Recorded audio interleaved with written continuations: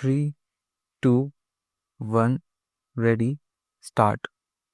माननीय सदस्यगण, पारंपरिक सेक्टर्स के साथ साथ सनराइज सेक्टर्स को भी मिशन मोड पर बढ़ावा दिया जा रहा है। चाहे सेमीकंडक्टर हो या सोलर हो, चाहे इलेक्ट्रिक व्हीकल हो या इलेक्ट्रॉनिक गुड्स हों, चाहे ग्रीन हाइड्रोजन हो या बैटरीज हों, चाहे एयरक्राफ्ट कैरियर हो या फाइटर जेट्स हों, भारत इन सब सेक्टर्स में अपना विस्तार कर रहा है। लॉजिस्टिक्स कॉस्ट को कम करने के लिए भी मेरी सरकार लगातार प्रयास कर रही है। सरकार सर्विस सेक्टर को भी मजबूत करने में जुटी है। आज आईटी से लेकर टूरिज्म तक, हेल्थ से लेकर वेलनेस तक हर सेक्टर में भारत लीडर बन रहा है और इससे बड़ी संख्या में रोजगार और स्वरोजगार के नए मौके बन रहे हैं।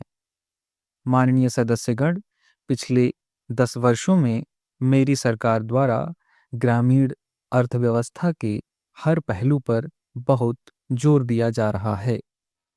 गांवों में कृषि आधारित उद्योगों, डेयरी और फिशरीज आधारित उद्योगों का विस्तार किया जा रहा है। इसमें भी सहकारिता को प्राथमिकता दी गई है। सरकार किसान उत्पाद संघ, एफपीओ और पीएसीएस जैसी सहकारी संगठनों का एक बड़ा नेटवर्क बना रही है। छोटे किसानों की प्रमुख समस्या भंडारण से संबंधित है और सरकार ने सहकारिता क्षेत्र में दुनिया की सबसे बड़ी भंडारण योजना पर काम शुरू किया है।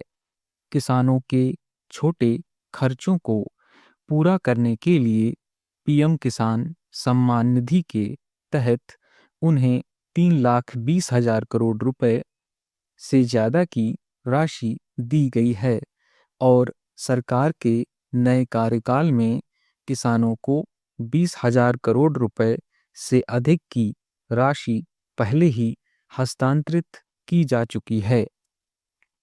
सरकार ने खरीफ फसलों के लिए न्यूनतम समर्थन मूल्य में भी उल्लेखनीय वृद्धि की है। आज का भारत अपनी वर्तमान आवश्यकताओं को देखते हुए अपनी कृषि प्रणाली को बदल रहा है। आत्मनिर्भरता बढ़ाने और निर्यात के माध्यम से किसानों की आय में वृद्धि करने के उद्देश्य से नीतियां बनाई गई हैं। उदाहरण के लिए, सरकार दलहन और तिलहन के लिए अन्य देशों पर निर्भरता कम करने हेतु देश के किसानों को सहायता प्रदान कर रही है। वैश्विक बाजार में किस प्रकार के खाद्य उत्पादों की मांग अधिक है, इसके आधार पर नई रणनीति विकसित की जा रही है। जैविक उत्पादों की वैश्विक मांग बढ़ रही है और भारत के किसानों में इस मांग को पूरा करने की क्षमता है। इसलिए सरकार प्राकृतिक खेती और इससे जुड़ी आपूर्ति श्रृंखला को मजबूत कर रही है।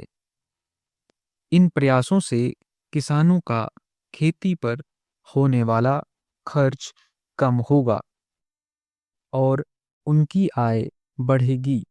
माननीय सदस्यगण, आज का भारत दुनिया की चुनौतियां बढ़ाने के लिए नहीं, बल्कि दुनिया को समाधान देने के लिए जाना जाता है।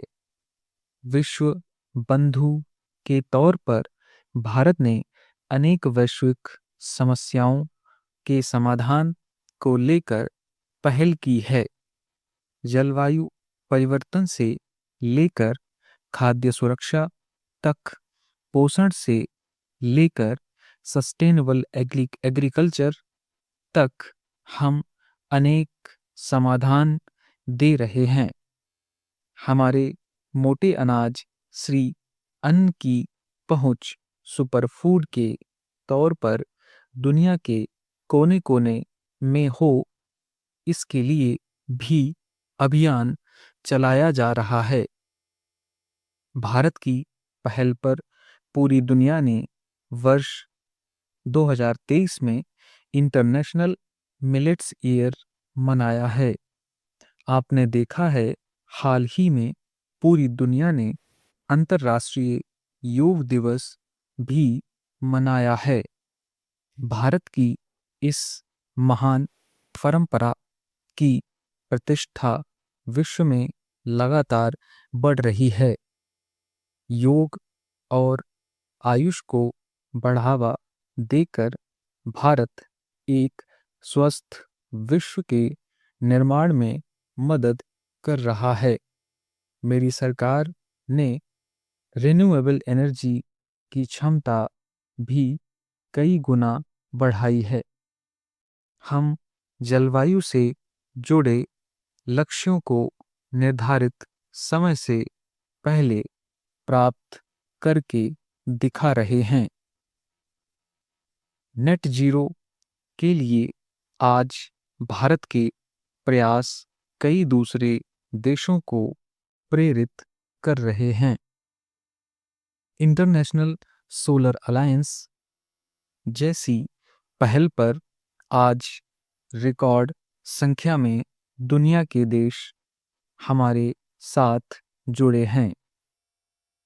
माननीय सदस्यगण, आने वाला समय ग्रीन एरा यानी हरित युग का है।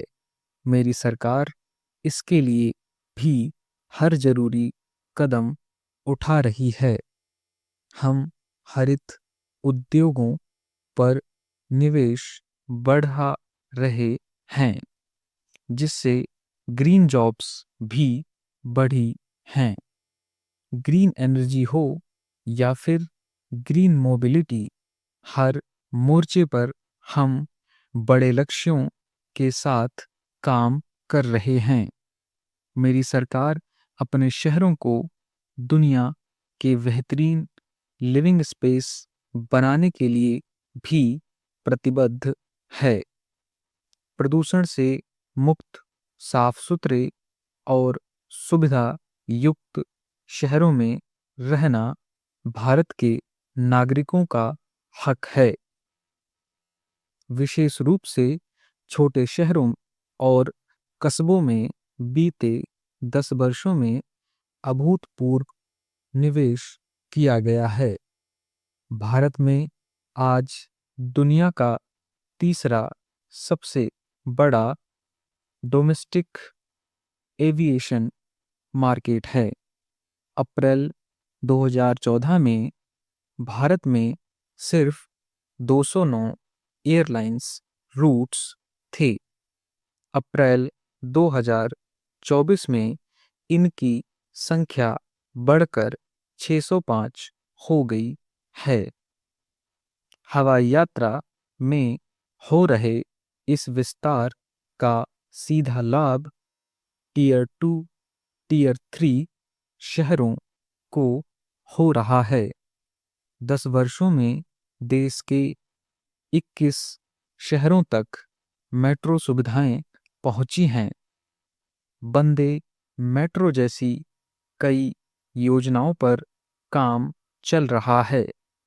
भारत का पब्लिक ट्रांसपोर्ट दुनिया में बेहतरीन हो, इस लक्ष्य के साथ मेरी सरकार काम कर रही है।